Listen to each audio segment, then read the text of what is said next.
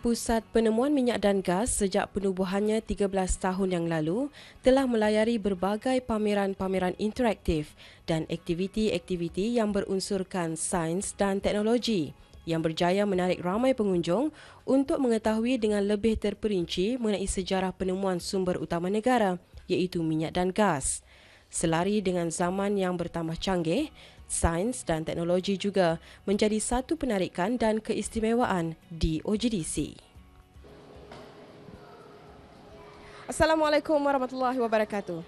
Auda, Pusat Penemuan Minyak dan Gas yang telah pun dilancarkan pada tahun 2002 mengambil inisiatif dan usaha untuk menyampaikan informasi secara interaktif terutama sekali kepada para pengunjungnya, dan baru-baru ini telah pun dilancarkan satu pameran yang baru mengenai dengan rescue yang mana memberi peluang kepada para pengunjung mengetahui apakah tugas ataupun peranan sebagai seorang penyelamat. Sama-sama kita saksikan sekitar majlis diadakan.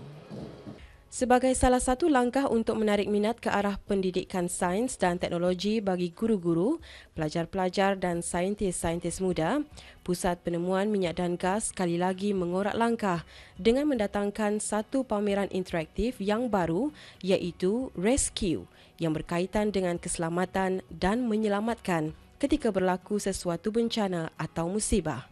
Sasaran pameran ini diadakan ialah untuk memberi pengetahuan umum kepada pengunjung bagaimana untuk menangani sesuatu kejadian atau senario yang berbeza.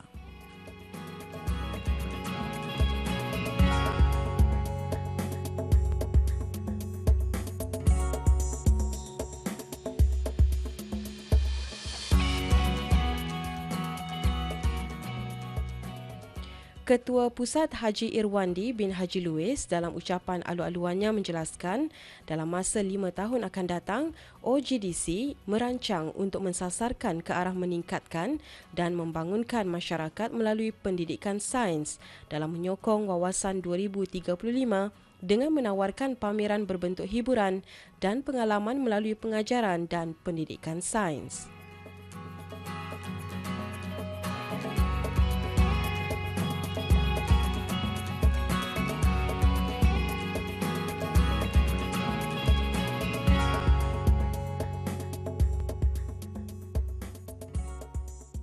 Pameran yang didatangkan khas dari SciTech Australia dirasmikan oleh Timbalan Setiausaha Tetap di Kementerian Hal Ehwal Dalam Negeri, Awang Haji Idris bin Haji Ali.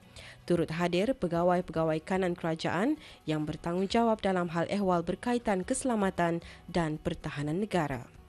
Rombongan seterusnya juga dijemput bagi menyaksikan seluruh pameran tersebut.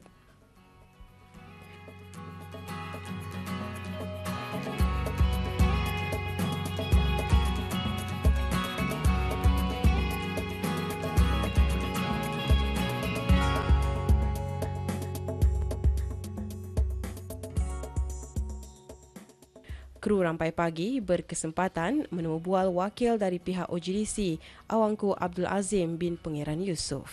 Pameran ini sebenarnya mengajar bukan saja kanak-kanak tetapi orang dewasa juga bagaimana menyelamatkan orang di rumah, di laut, di mana-mana saja.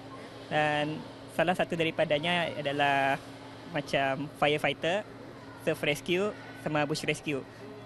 Kalau sekiranya di rumah, ia ada tani memakai masa ni fire extinguisher. Ia ada 4 jenis fire extinguisher. Yang api, air, carbon dioxide sama foam. Like water life raft, ia dipakai emergency kit di kapal. Biasanya kalau orang lamas di laut, orang dah boleh mata-batah di laut. Pasalnya kadang-kadang ada binatang juga, sajuk. Pada pengunjung, especially pada pelajar, kalau kamu datang kemari, kamu akan belajar tentang career arah jadi firefighter, surf rescuer, bush rescuer. At the same time, kamu belajar tugas-tugas dorang. Macam firefighter, dorang bukan saja membentras api, tetapi juga dorang juga menyelamatkan orang dari aksiden, rumah kebakaran, menyelamatkan kucing. It's nice. It's interesting to learn about. We learned about how to escape, how to stay safe. Yeah. I think it's much more interesting than the last one because it's got way more exhibits, like way more stuff to go on. Shows you how people actually risk their lives to rescue because it's about rescue.